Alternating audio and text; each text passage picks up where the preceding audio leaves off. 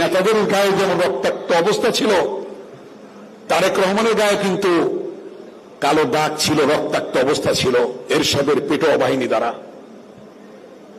বেগম খালেদা জিয়ার বাড়ি ঘেরাও করে এরশাদ তাকে মৃত্যুর পথে নিয়ে গিয়েছিল, তার উপরে অনেক অত্যাচার নির্যাতন করেছিল, কিন্তু পিছান নাই বেগম খালেদা জিয়া।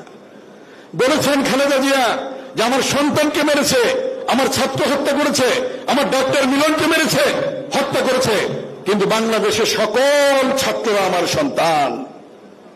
বেগম খালেদা জিয়া এই কথাটি বলেছেন। তাই আজকে আমি সর্বশেষ যে কথাটি বলতে চাই,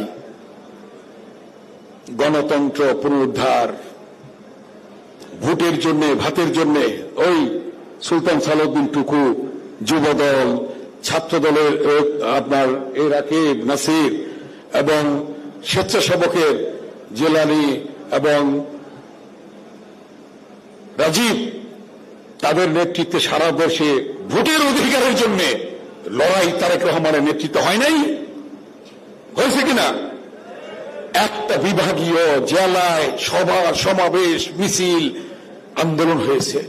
এগুলি করতে গিয়ে কিন্তু আমাদের সেই ভোলার ছাত্রনেতা নুরে আলম শহীদ হয়েছে, ওই নারায়ণগঞ্জের যুবনেতা প্রধান শহীদ হয়েছে, শাওন শহীদ হয়েছে। এরকম অনেক বিএনপির নেতা কর্মীর যে ত্যাগ, আজকে অনেকেই